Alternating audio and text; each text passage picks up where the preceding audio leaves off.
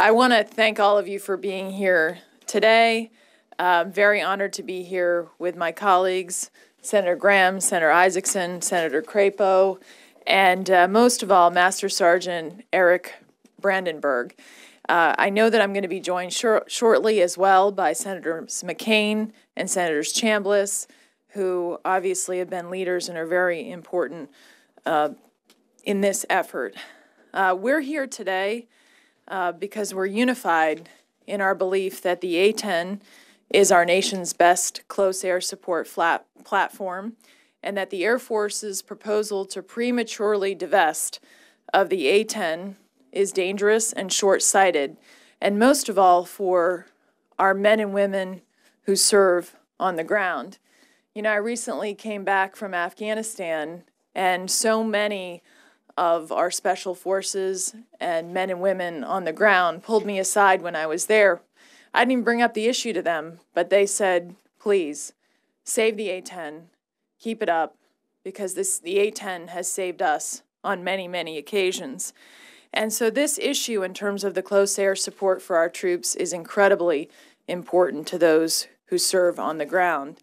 And while I certainly appreciate that there are difficult budget decisions that the Air Force confronts, the A-10 has unique and important capabilities that other aircraft don't have, and this is about saving American lives.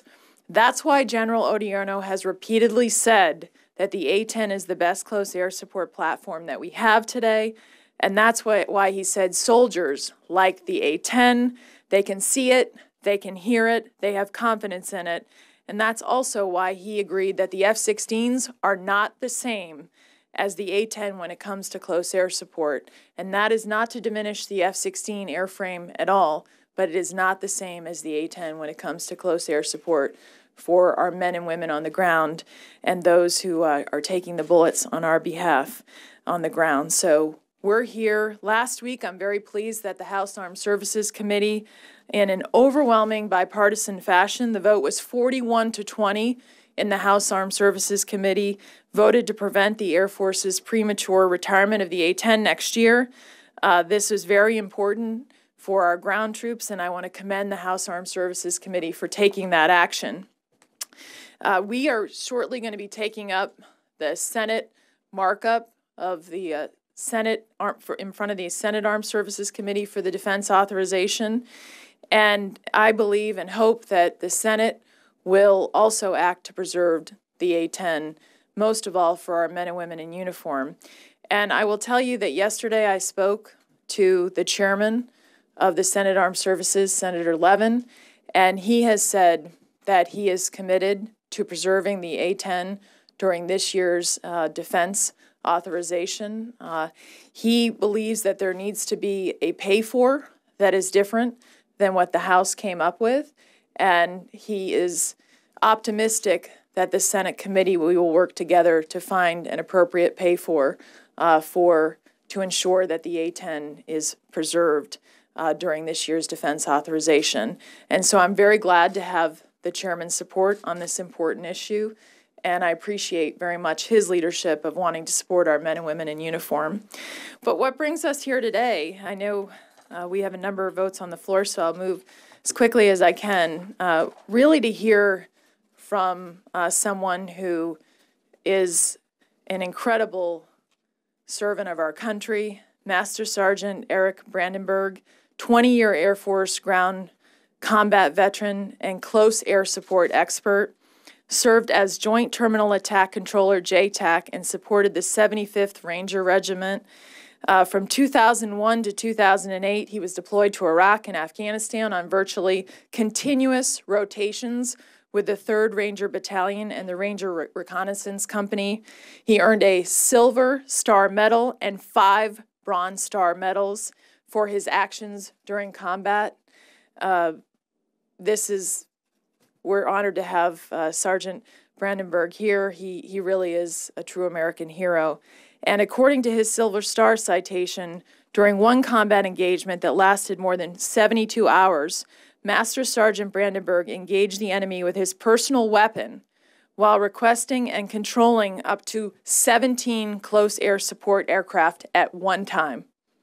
This is one man While in ground combat in Iraq and Afghanistan, Master Sergeant Brandenburg has requested, directed, and controlled close air support missions from every manned operational attack aircraft in the Department of Defense's inventory.